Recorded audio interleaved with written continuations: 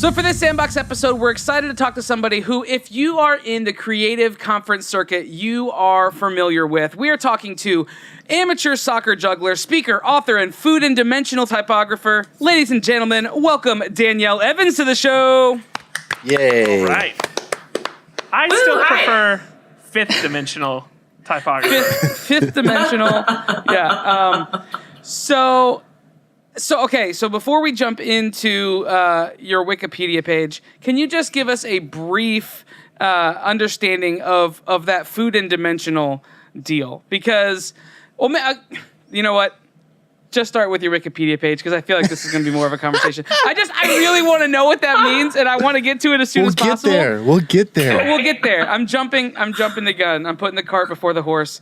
Whatever metaphor you want to use. Danielle, let's stop hearing from me and let's start hearing from you. Tell everybody who you are and what you do. Well, my name is Danielle Evans. I am a food and dimensional typographer, and that means I make lettering out of food and objects. Ultimately, people hire me as an art director, an illustrator, and occasionally a photographer, but I don't recommend it. And ultimately, my work becomes social media campaigns, commercials, billboards, weird stuff, and oftentimes it smells great. Occasionally, it smells terrible. It's a wonderful job. I'm very lucky to have it, and I'm happy to be here. Right. Which things smell? Where are the smells coming from? The food. Yeah. Duh. Okay, so when you do the dimensional typography, what is who's your main clientele for that kind of thing? Who's bringing you in and saying, "Hey, I want stuff made out of food, words written out of food"? Well, you'd be surprised. When I started this whole thing 5 years ago, I thought, maybe I'll get a couple agencies calling me, maybe some mom and pop places, but instead it was mostly big brands. So, Target, The Guardian, Cadillac, the Aria in Vegas, Bath and Body Works. I did something for Tobacco Free Florida recently, which is pretty cool. McDonald's, John Frieda. Just all kinds of weird people. So it's not just the food industry as you would expect. There's also a little bit of entertainment in there as well, some automotive, things like that. So it seems to translate very nicely across all sorts of platforms because food and objects, we can use them literally, but they're also fairly metaphorical, as you were trying to demonstrate before. Go into more depth about what food typography is, because I'm sure there's people listening that have no, I don't know that I had a full concept of it until I go through and look at your portfolio, and it's incredible, and it's stuff I would never have imagined doing. But what's the definition of it, and what are some examples of how you use food to accomplish this? Sure. Well, essentially, the idea being that normal people would use a pen or a pencil, maybe paint, brushes, to make letter forms. And that's pretty reasonable, pretty cut and dry, and oftentimes those things get vectorized and turned into something like a logo or a social post, and someone wiggles their cactus into frame or a little pencil, and it's very nice. It's like a little scene. But with the work that I do, it is often me going out to the grocery store and shaking a couple crab legs together, trying to figure out which one has the right bend in it, or squeezing a handful. I'm going to make that gesture that looks like I'm boobing, but in reality, I'm squeezing tomatoes at the grocery store to figure out which ones are ripe. Right. And then I assemble that sometimes in a vertical space, so that means there will be wires or foam or things kind of hidden, of course, by the magic of post-production. Or I'll do it top down on a table or a floor, and I'll be arranging these things. And the idea being that I'm trying to find ingredients that not only communicate directly to what I'm saying, but also kind of underline various meanings within the message at hand. So sometimes you're going to have something that might say spicy, and it's made out of peppers, and someone will go, "Don't sneeze," and you go, "Never heard that before, thanks." But then other times it's about something a little bit more intelligent or more complex. So I've done a couple pieces that were politically themed, and one of them is my favorite. It's a stop motion piece of Cheetos, and they're flamin' hot Cheetos, and they say misogynist. And so there's a hand that strikes a match, it lights into misogynist, wiggles, and then puffs out, and then a little puff of smoke appears. And that was taken from Vox. Vox had called Donald Trump a flaming misogynist. And I thought, what better way? Yeah. What better way Cheetos. to speak to that? Yeah, exactly. So how much? So there's actually one piece in particular I was looking at. It's the candy piece you have. It's like all the rock candy or the hard candy. It says snacks and candy. Yes. Well, I guess it's not just rock candy. It's all types. How long does it take to sit down and organize something like that? Because you managed to achieve like these perfect letter forms. I mean, like hard edges on everything. The shape is exact. If I sat down to do this, I would feel like I was finished and it would be barely legible. Well, but she's professional. You're not. Sure, no, but it almost looks like you're manipulating it beyond just alignment. But this is all just you're taking the time to sit down. So what's the amount of energy that goes into something like that to getting that just right? It's an immense amount of energy. So when I started working in analog like this, I realized everything takes forever. It takes forever because you have to plan it like 2 or 3 times longer than you would if you were to do it in the computer. You could dig around on a sketch forever in the computer, but ultimately, as you become a professional, you become disciplined and know, okay, it's time to like quit messing with this. It's time to get it finished. I have stuff to do. So in this particular case for me, it can take 2 days of planning, a day and a half of sourcing, and then putting it together can take anywhere from, well, my fastest build was 15 minutes on one of the last jobs I had. And then I've had upwards of like 2 days on other ones. So yeah, that would smell terrible by that point. What are the tools of the trade? I mean, is it like a butter knife and like like a plastic bag with that's it, hands? Yeah, just hands. You don't have like fancy toolkit you like flip open and you just have like all these implements in? Well, I do have like a shitty dop kit back over there. It's got all kinds of blades and things I have to remember to take out when I travel on planes. But it has pins, it has little brushes, but mostly I'm trying to use my hands. And the reason why I have to use my hands is because I've realized if I get too small in scale where I'm using tweezers to pick at things, I'm hating my life. Because nobody wants to be like this all day. But if I'm working too large, yes, if I'm working too large, then things are cumbersome. It takes forever to move, and I hate my life again. So it's really a question of like, what extreme do you want to hate your life upon? And for me, I'm finding that by working at human scale, everything is more manageable because it's my hands flying around. My arms are creating larger gestural strokes, and so therefore it's a lot more intuitive than one would think working that way. So I want to know what it's like when you're, because I do like graphic design and I'm always using different fonts and I try to find the right font for the right project and then I manipulate it from there, right? I don't create my own fonts. I'm not a typographer in that sense, but I use a bunch of fonts.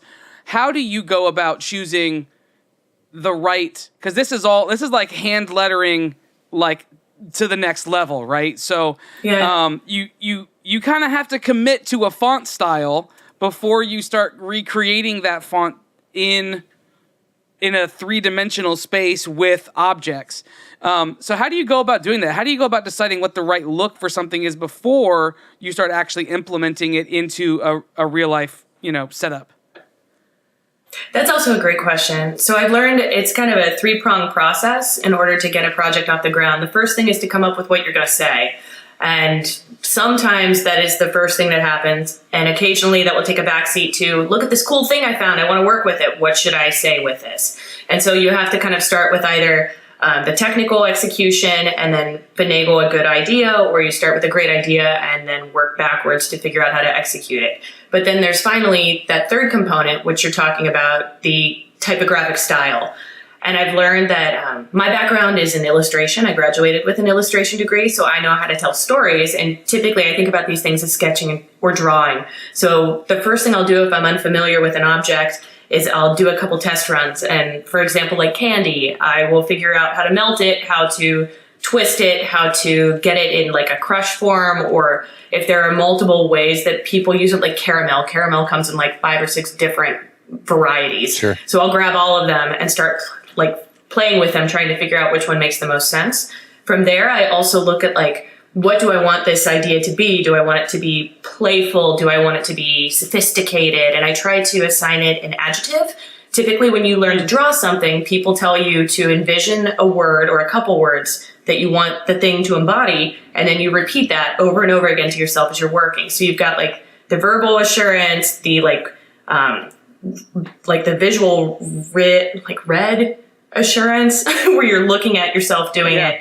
And then you're actually practicing it while you're working. So you're reinforcing this pattern of, I'm trying to create this sort of thing. So if I want to do like a retro piece, for example, I'll be like, okay, retro pieces, a 70s elongated type. So like long. And I'll try to contrast that with something that's kind of a pokey and very tight in terms of like spurred almost on the serifs.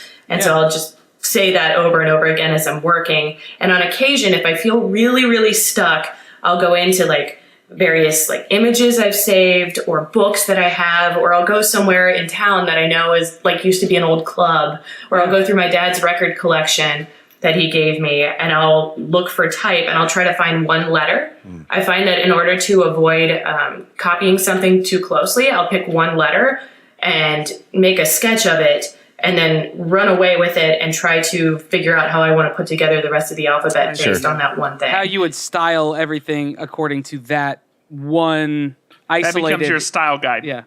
Yes, that one component. So there's a lot of room to kind of play with it and make something different. And sometimes I'll come back to my original reference just to see what happened. Yeah. And it's very different. It's very different. It's like your mind doesn't remember it the same way.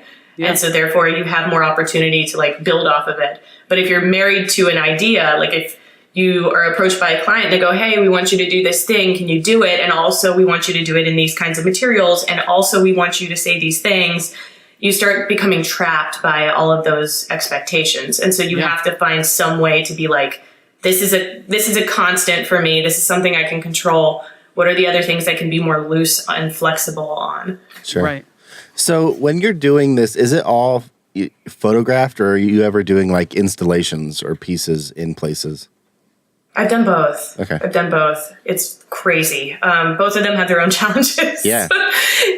In some cases, I've had people hire me to do installations where they were to be eaten. And so by doing that, I not only had to figure out how to get the things on the wall, but how to replace them when people inevitably came to eat them. Yeah. I had to figure out how to preserve things overnight. I had to figure out how not to break 1,000 health codes. Yeah. Maybe we only broke a couple tens of health codes. A couple of tens. Well, so I mean, I guess that's another question then is working with food in just, you've said this is like 5 years now you've been doing this. How has that changed your perception of food in general? Just working with it as a object every day. What does that look like for you now? That has changed so much. I think I had a very small understanding of what food was. I would look at it and I would be like, oh, how utilitarian. I can put this in my face. And maybe I enjoy eating more than most people. That's great. But as I've started looking around, I see that the world around us is full of potentiality. Like we have the ability to assign greater meaning to the things that we touch, taste, feel, and experience every day. And whether we mean to or not, because we're experiencing these things and very actively existing with them, a little bit of that thing is imprinted with us. So I think there's so many voices in the world around us that we are just not harnessing. And now by using food, I'm like, oh, food has a very political voice. It has a very playful voice. Depending on what you're using, you could even use it in inverse. It could say something about starvation. It's just powerful. It's very powerful. And the fact that everybody, I hope, shares the experience of eating makes it even more incredible to use. So it's almost like you're taking these ordinary things and making them just a little bit more extraordinary by adding a typographer's touch to them. Yeah. It's pretty dope. So, okay, so that brings us to, we had a conversation, a little snippet of a conversation when we met you at Crop, and that you talked about just how things, the meanings have kind of been lost, or the original intent of products has changed so much in use. Talk a little bit. I think you called it product gentrification. I think that's... Yes. Maybe talk a little bit about that idea, because it seems it's a thread weaving here now. Sure. Yeah, that was a great discussion, by the way. Thank you guys for indulging me on that. I tend to look at, again, using food and objects to say things and how new that concept is. Like, yeah, people have been incidentally messing with pasta for years, or playing with like their food and getting slapped by their parents, being like, we don't do that in this house. Like that has happened forever. But I feel like the way that we are asking or requiring these items to function now is a little bit more elevated. And so I look back to like the origins of the pencil and the pen. When you look at the pencil and how it came into being, it was strictly blue collar material. Mm-hmm. It was made for someone to make a quick note, something that would probably be covered over or painted or erased. It was something that people used on the fly, and it was scrawly and scrappy and resourceful, and it just had this like different vibe to it. But as pencils have become so ubiquitous, nowadays, when you look at them, they're more so a vehicle for an idea. People can make thousands of dollars selling beautiful pencil illustrations. And when I first got into school, I thought that's what I would be doing, is like sketching with pencils and then selling those in galleries or whatever. So the fact being that that voice has been lost because it has been utilized and touched so many times over the last 100 years, 100.5 years that it's been around. So it's fascinating to think that these items that are around us, the things in our cupboards, the things in our yards, like, we are really touching them in this way for the first time. So what kind of voice are they going to have moving forward? Will we squelch them? Will we kind of see that in a different way? And you find that paint has had this as well. For example, one of my favorite paintings at my museum here in town, it's an Artemisia Gentileschi painting. And she was one of the most kick-ass women of the 16th century, the Renaissance period. Her dad was a painter, so she learned to paint. And in this painting, there is a brocade, like a very long cloth of blue lapis lazuli paint. And if you know anything about paint, lapis lazuli was like the gold leaf of that time. So if you were super dope and successful, you could afford to put this in a painting. And if you were painting for some massive patron, like, I don't know, the church, then you could also afford to do this. Sure. So it was a status symbol situation where she's like, check it out. I got this entire tube of paint that I used on this. Everybody's like, yes, queen. Yeah, that would have meaning. That would, in context, people would understand the meaning of that. Yeah. And what all, you would have to unpack that a little bit, and you would have to understand that. I think a lot of that gets lost when you lose the context. Right. Because then you just think, oh, that has a lot of blue. Okay, cool. But you don't know the history of it. So what's your, because you're very passionate about this idea, and I think it's great, because it's one that honestly I don't think I've ever thought about. And if I have, it hasn't been to this level. What's the good that can come from that? Because I think we can understand the bad. I think there's some natural understanding of the bad connotations, but what's some good that could come out of being able to write new stories for old things? Oh, that's a great question. Well, I think there's this concept of revitalization. Lettering in general has gone through a pretty huge revitalization in the last seven to 9 years. I mean, it was a pretty big deal here in my city. My city, Columbus, Ohio, was an epicenter for people who wanted to come to learn how to write and how to use pen and calligraphy. And they came from all over the place to do this. I don't know what it was about our schools here. That's something I'd like to research more. But it came out of necessity, out of people needing to keep their books well, out of needing to graduate and have certification, because as a country we were starting to nationalize various certifications for different professions. So we needed things that felt austere and important. And so I think there's a lot of beauty to be had when you look at how we are taking these techniques, these craft practices, and we're imbuing them with life again. Particularly the lettering kind of explosion we're seeing, I would say, was started by a response to the Steve Jobs design austerity that was going on. This hyper realistic, super slick, futuristic movement of the mid 2000s, early 2000s, where we suddenly felt like we were lost a little bit, that we got a little too crisp and clean and too futurized. Sure. And as we hit the turn of the millennia, we're like, oh, let's look way back. Maybe 100 years, that feels kind of safe. Does anything people curl? were making their own things and painting their own shit. it didn't look all that great. Let's like go back to that. And so we see ourselves like revitalizing even that trend. And so it's really beautiful to kind of take a paint with all the colors of the wind sensibility to even the idea of letter forms, because again, you have a word that says what it says. It could even have multiple meanings within that word, just depending on what it is. And then you add in an additional layer of meaning. You add in this contrasting or affirming element of food.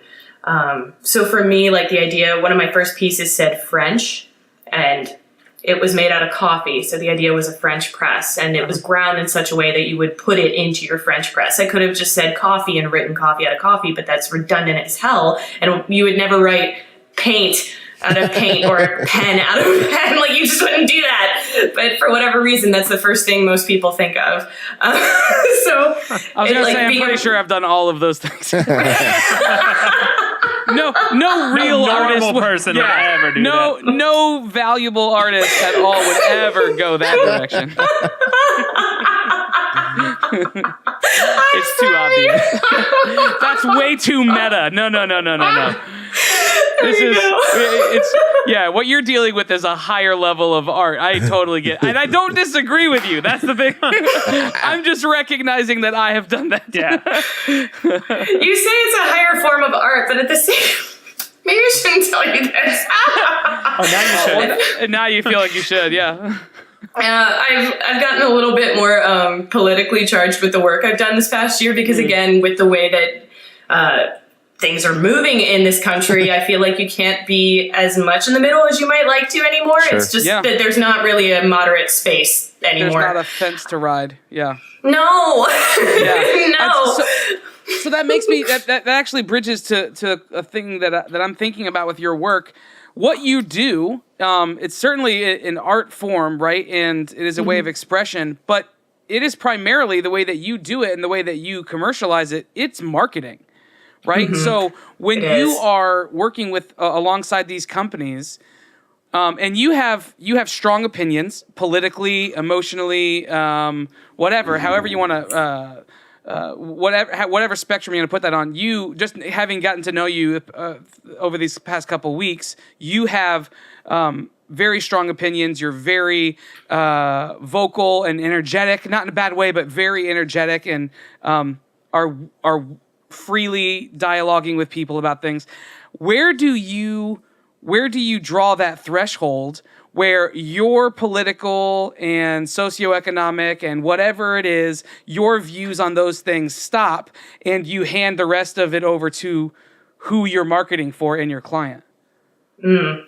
That's a great question. Well, I feel like there are certain people, or certain brands, I should say, that over time have proven themselves to not be aligned with my brand. I was recently approached by one being like, hey, would you like to do a bunch of work? It would probably be lucrative. And I'm like, who are you? And they're like, beep boop. And I'm like, oh no. No, I would not like to do that. That's an interesting line to ride, right? Because what if you hated flaming Cheetos? You're like, I just can't do this in flaming Cheetos because I don't want to put them in my body, but I mean, they're great. But they're a great tool. Right, honestly. So I think some of it is just figuring out, for me, there's a question of like the truest truth. What is the truest truth that I have that is in alignment with the people I'm working for? Yeah. For me, I get in trouble with that when it comes to like banks. For example, I don't like how banks handle credit and kind of, I don't know, shake people for loans and things like that. I don't like it. Yep. And I've been a victim of that with school loans and things, so I am not about it. Smoking is not a thing that I enjoy. I've had people approach me to use processed sugar for children's drinks, and I'm like, no, absolutely not. So there's like levels to this where I feel like my responsibility, as wonderful as my intentions are, if I put this out somewhere, the likelihood of more than not people will take this in the wrong way. That is a responsibility that I have to make as a human being, because I do recognize everything that I put out there, because it has an opinion or a flavor or a spin, someone's not going to love it. Sure. But Sure. the important thing is that I'm representing myself well enough that if stuff goes out, the majority of people will know what is meant by it. And I think Yeah. that's great. I mean, I I do. personally resonate with that a lot. Just the idea of, like, even if you aren't specifically working for like philanthropic organizations or nonprofits or Yeah. things like that, you can still do things in such a way that you are putting good in the world as opposed to putting potential bad back into the world. And I think that's awesome. Yeah. Yeah, And- that's always and- the hope. Your outlook and your method for doing that is the way that I would articulate it is just you're finding the good. You called it the truest true, right? That you can attach yourself to, and that's what you focus on. And if you can't get there, that's your threshold, right? That's when you don't work with a product or with a client. Right. And I think that's for anyone out there who's listening, whether you're brand new to this or you've been doing this for a decade, that's something that you should hold true, so you don't lose yourself in your work, and you can be proud and stand up for what you do. Ooh, I just read a great poem. Let me get this. This is very applicable. I have this poem. It's by author Rupi Kaur, and it's from the book Milk and Honey. I know that's backwards. But it says here, your art is not about how many people like your work. Your art is about if your heart likes your work, if your soul likes your work. It's about how honest you are with yourself, and you must never trade honesty for relatability. Man, Yeah. it's like a drop the mic. That's good. Yeah. So we have to All the snaps. We have to then pick up after that, huh? Cool. Well, on the That's- thread of honesty, there was I didn't get to make it to crop, but there was a conversation that happened that I got to hear a little bit about before we started this record. And it has to do with the topic of grief. And it has to do with the idea of creating in the midst of grief. Do you mind unpacking that topic a bit for us? I would love to. It's weird to be so enthusiastic about something like that, but essentially a couple years ago I went through a really traumatic experience. I got divorced. I was with my ex for 10 years. We were married for 5, and for a myriad of reasons it just didn't work. The relationship died. It was so heartrending going through that process because along the way I had to recognize that this grief could kill my job. This thing that I've worked so hard for, I might not be able to function, and I might not be able to get more work, and I might have to go work somewhere weird at like a call center or McDonald's. And so, but no. Hashtag not sponsored. And so that was really scary because I felt like so much of my relationship had been wrapped up in the creation of this thing. So much of like our history had been me figuring out if this was even viable. And so it almost felt like a betrayal on top of ending the relationship to do this to my roots. But I realized as I started to process through this and explain this to people, so many designers and other artists out there experience this grief and they bottle it down inside. Like it's all just totally buried. And I don't know how they function except through these really vague tweets and very intense playlists on Spotify. And you're like, so-and-so's listening to my life. Like, okay. For 3 hours? Okay. Read between the lines. Okay. Yeah, exactly. They're reaching out is what's happening in that Yes. situation. Yes. And so it's weird because for the first part of like this process, the healing process for me, I had to be comfortable saying I wasn't well. And I think that's the hardest part of this is to let people know around you that you're not well. And I had to tell my agent because he was like, you're traveling a lot and that's super cool. But also, are you poor right now? Because it's been a while since you've had some work. And I'm like, well, I'm going through some. I'm sorry. I'll let you know when I feel better. Field anything you can. And at this point, I'm desperate. I'll take anything that comes my way because I just need to be busy. I would write a lot. I started doing therapy. It was so invigorating. And strangely, I did not make any artwork about this. I didn't do that. Right. And I don't know why, but I didn't. Sure. It's almost like I wanted to keep it pure. And that's something where I think when people are grieving, they have to figure out what part of themselves do they want to expose through their work? Because regardless of whether we mean to or not, all of these feelings and emotions are channeled into what we're doing because our work is it's emotive. It's a very we work in an extremely vulnerable industry, and I know that word is buzzwordy as hell right now, but it's one of the few industries where we put our hand out and we go, this is what I think and feel. Do you feel this way too? Mm-hmm. Because if so, I need you to grab my hand. And you don't have to do that in accounting or law or anything else really. And then when people love your stuff, as inevitably they do, especially when it's personal, they reach back and they go, yeah, I feel you. And that's when you know you've really touched somebody. And we use that kind of emotion to change things and to motivate people. And it's really, you can't motivate someone to buy or learn or do or anything to think if you can't get them to feel first. Sure. So it's so important to be feeling well. Yeah. So is this a new revelation to you? Like you said, this has been 3 years. How much how much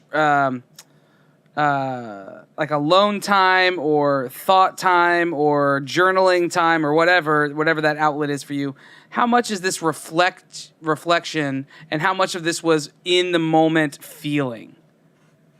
It was a lot. There was a lot of reflection. I would say I took about 6 months off. I didn't think I was ever going to be able to do that. And I made about a third less than I had made in my prior year. It was on par with working at a restaurant. That's about how much I made. Yeah. And it was something where, because I had a good year the prior year, I had the opportunity to take a little bit more time than I thought I could. If I had been working in an office, it would be so difficult for me to show up and interact with people. I mean, eventually I think I'd have to get something done, but the people element of it, I couldn't handle. So I was very fortunate to be on my own. However, when it came to hey, it's your second week being stuck in bed and it's 12 o'clock and you got to get out of bed, that is when things got a little tricky. So I had to put up fail safes where I texted people every day, letting them know when I was out, up and well. Physically up. Yes. Yeah. Yeah. They'd be take a shower, let me know when you're clean. I'm okay, gotcha. That sort of accountability. Because you're starting from the beginning, Right. Yeah. It was almost like having a stroke where you stroke out and you try to fight it, but you can't. Your body is now restructuring itself. Your mind and your spirit are all trying to fit it back into your personhood. And so you have to just let that be. And then you learn how to do basic things like get out of bed and shower and talk to people and eat. And then you move on to things like, I can answer some emails today. I'm so tired. You know? Certainly, and you just keep going. The idea of a grief process for everybody, it's completely unique to the person. But if someone has just had one of these kind of horizon changing moments, this life shift, what's a first step? Is there something that you wish you had done sooner in that process to start reorienting yourself? I think it would be being kinder to myself. I mean, if you're in this kind of industry, you're probably pushing yourself very hard. You're probably more driven than a lot of people you know. You're probably very invested in the work that you're producing because it's personal. Again, it's emotive. So for me, being able to look in the mirror and being you're doing okay. You got something done today. You talked to a client. You might have to redo the sketches that you sent them because you were sobbing and therefore didn't look at the brief like you should have. But you'll do it again tomorrow and they'll be gracious with you because they want to work with you. So just be cool. And I think that level of self-affirmation was really lacking at the beginning, but around, I think, the 6-month mark is when I started to be able to look in the mirror and go, you know what, you're doing all right. You're actually really great right now. You're handling this super well. For me, part of that was meditation. I was using Insight Timer. It's a meditation app. It's free. And they had a bunch of them. A bunch of the apps are just people speaking affirmative things to you, talking about how you're actually really great. You're enough. You are talented. You are here with purpose. You're not defined by your work, which was a really big thing I had to grapple with. Those sorts of things help to just kind of push and motivate me to be able to get out of bed and do things for fun. And it's funny, I did start to recover slowly to a point where I went from this very tight tunnel vision of, am I going to be able to eat in a couple hours? Like, what am I going to do to get rid of this nervous energy? Yep. To like a week out going, maybe I could talk to someone about doing some work for them. Maybe I need to see about a nonprofit if I can volunteer some of this energy and time into a job for them. Maybe I have a friend who just needs some assistance. And so I had to start in this like very like tentative working for the good of someone else, but I wasn't ready to work for me. And then I would get like client jobs while this was coming in, and I was like, okay, I can take some of these. Let's like be just very measured about this, and it's not going to be my finest work, and that's okay. Right. It's okay. And then, and only then, and it took me 6 more months after that, was I willing to do work for myself that I found fun. Yeah. Because at that point, I felt like I was healed, and I could explore that way again. Yeah. Okay, so I mean that actually brings me. We're going to go into our final question, so we keep it bite-sized for everybody, and we don't take way too much of your is time. like a food pun this week. You're right. You're right. Once in 248 episodes, we hit it. Cool.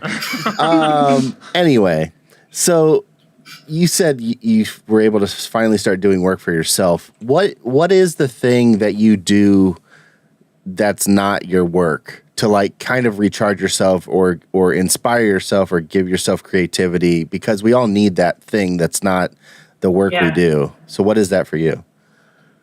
Well, first, I highly recommend not making all of your interests your job. Because maybe I did that. Okay. Yeah. Well, for me, I like to do a lot of things. I try to do athletic things because it's a different way to burn energy. Like I ice skate, I snowboard when the weather's appropriate. I juggle soccer ball in the park. Sometimes I play with people. I play classical guitar. Nobody has seen me do this. It's just for me. Cool. But you're breaking it out right now. No. She knows everybody. She's reaching for the guitar right now. For the first time, everybody, take it away. That's actually not my obligatory instrument. My obligatory instrument is a ukulele because this past year I was like, Mom, I'm playing classical guitar. I'm going to switch to an acoustic body, which has a smaller neck, smaller body. It should be better for being fast. And she's like, oh, that sounds great, honey. And then for my birthday, she's like, I remembered happy birthday. And I open this box and it's a ukulele. And I'm like, wrong. Love your mom. Maybe she, because you're a petite woman, right? You're not Probably super looks tall. like a standard. So she saw that next to the other one. Thought, oh, this is the This is size super right small. for her. She will be so fast. She will be so fast. I mean, it's like the equivalent of playing the flute and then getting a piccolo. Yeah, right. Like, Yeah. Oh my goodness. So that's fun. So that is my instrument that is strictly obligatory. You could probably beg me to do it with enough time, but since we're running low on time, we'll save that for next. Fair. It'll We'll give us a allow it. reason to talk again, in the very least. Right? I mean, there were other Yeah, reasons. because we don't have like but this is 40 a front other runner. reasons to talk again. Yeah, I was gonna say there's whole topics we didn't even get to. Yeah. So here's my final question. I want to know. This should be pretty softball. What's your favorite type of food to work with, and what is your least favorite type of food to work with? Oh God. Let's start with least favorite. Animal products in general are really tricky, and I've noted Dead that ferrets? yogurt. No, like fish. I mean, I've never had the opportunity to work with a dead ferret. I'm sure there's something out there. Real Hint, tricky hint, has asked me to work for them a couple times. Yeah, but I've noticed like I see a strong correlation between the fact that yogurt goes bad in 40 minutes and a handful of yogurt clients I've had have also been the worst. So there's that. Yeah. That's very real. But there's a pungent smell that comes with dead animals or proteins that just I wouldn't wish on anybody except maybe my worst enemy. Yeah. Yeah. Yeah. They can have handle that. that. How You know difficult who is that peanut person butter? is. I can see it in your eyes. You know who that enemy is. She was amazing very to see. actively picturing Like, somebody. For yeah, sure. it's amazing. But I want to know how tough are letter forms in peanut butter, because you have that peanut butter sandwich on the top of your site. Oh, yes. Well, that sandwich is a secret sandwich because it's actually not all peanut butter. It is a foam block that has been carved and also painted in peanut butter. And a dead You're hearing ferret. it here for the first time. And a dead ferret and a partridge in a pear tree. Very interesting sandwich. Sounds gross. An awful sandwich. But to be fair, peanut butter it's hides tricky. a lot, so it might be okay. Well, so maybe along those lines, my question is also food related. Is there a food that, because you have now worked with it, it has completely changed your outlook on consuming it? Like you were fine with it before, but you worked with it. Now it's changed. Or vice versa. Yeah. I would say, that's a really good question that I was not prepared for. I think watching Don't do things. that. Don't do that. He's just he's gonna walk away His and head be like, is I just asked the one question. growing. He's gonna be so pleased with himself. We are not gonna be able to work with him for weeks now. Oh my god.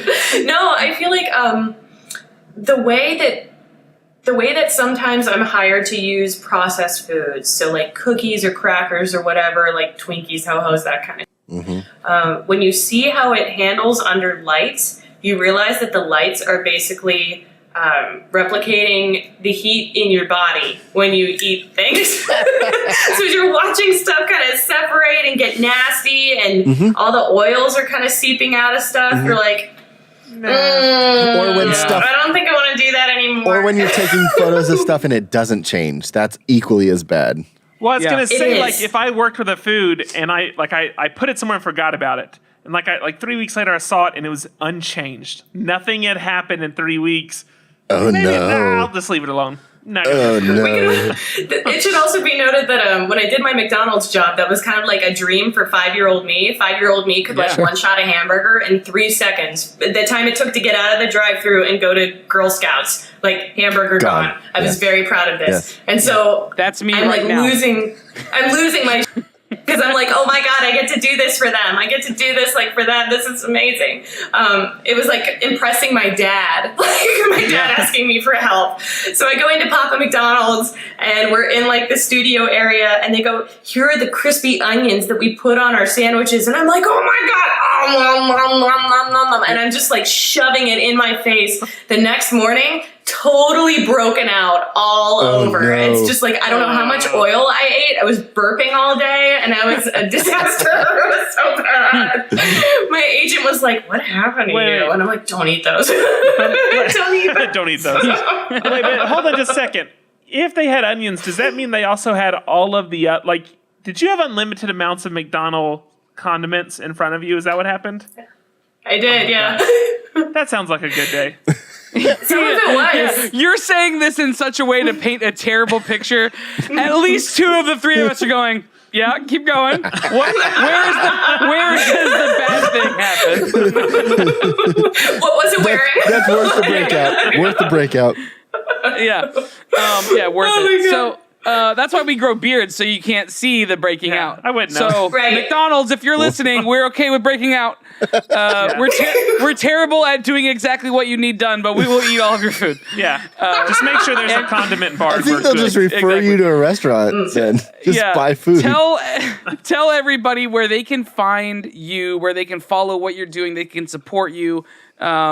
And like, we already know we're gonna have you back because we didn't talk about any of your speaking stuff or written stuff, or we didn't get to see you play the ukulele. So Sing? just You tell have a everybody. beautiful voice, right? I thought you said skiing. Like we didn't watch you ski. I do have videos. But tell everybody where they can follow you and they can find you.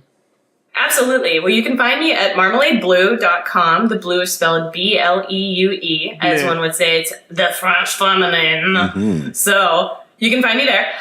You can find me at Marmalade Blue on Instagram, Twitter. I'm not really on Pinterest, but all of my mom's friends are. You can find me on Medium. I'm M-BLEUE. And if you were interested, I have opened up my consulting again. I like to sit down with people and talk to them about pitching jobs, help them do that. I like to look at their portfolios and assist them with getting into the right markets. And I've also done some consulting with corporate entities, trying to brainstorm ideas or just get things moving because sometimes you get stale in your business. Sure. So Absolutely. you can find that at marmaladeblue.com/consult. So. Awesome. Nice. Well, you are endlessly fascinating and totally fun, and I'm so glad that we were able to chat, and I can't wait to talk again. But before you head out, will you help us pick our tokens for next week? Yes. Awesome. Yay. All right. Well, that's it for our. It's backwards. Yes. No, it's fine. It flips it back for us. We're fine. It's good. So that's it for the interview portion. Up next, we're going to draw some tokens. The tokens portion every week is when we figure out the categories we will have the following week, and then we pick our topics based on those categories. That's how it works. I've got the 3 tokens right here in my hand. I'm going to put them face down on my desk. I'm going to shuffle them up. You're going to give me a number between 1 and 3, and you'll be picking for Patrick. Go for it. 3. Patrick, Unsurprisingly. Spoilers. you have art and design. Thank you. Congratulations. Oh, All God, right. I'm sorry. That's the worst one. I just want TV and film. It's been months. That's sad. All right, so you have 1 or 2, and you'll be picking for Luke. I didn't make a little number for that, but we'll go with 2. 2. You got TV and film. Nice. That means I have toys That's and the one games. I wanted. What's the deal? You got it. Yeah, you did great. I don't know what the. Yeah, no, you I did love fantastic. this. Yeah. Go check out Danielle's stuff. She is fantastic. She's You've seen her super fun, stuff. Chances are you've seen it already. If you, what? You've seen it already. Chances are you've seen it already. You'll see I know, stuff but and be go- like, go "Oh, that's her. actively do It's it." fantastic."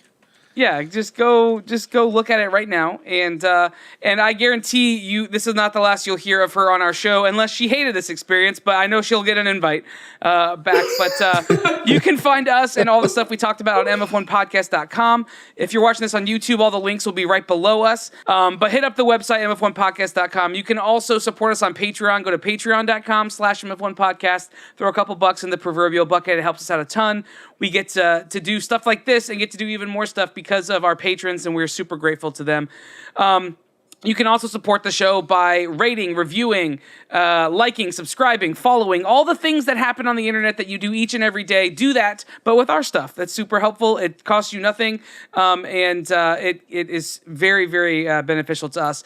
That rating and reviewing on iTunes is crazy helpful, and it's probably more than you would ever understand. I don't even fully understand why, but it is very, very helpful for what we do. So if you're a longtime listener of the show, or you're new to the show and you've not yet rated or reviewed, go ahead and do that. Take a few minutes. It would help us out so much. You can also buy some stuff. Go to shop.mf1podcast.com, get some swag that supports the show, and you get something that you can wear on your body, which is always good to have stuff on your body. It's good advertising. I like it. We're at M of1 Podcast all across the different platforms. Join the conversation at mf1podcast.com/family. We're going to get out of this episode now, though. I'm Andrew. I'm Patrick. I'm Luke. I'm Danielle. Peace out. Bye. Hold on to your butts.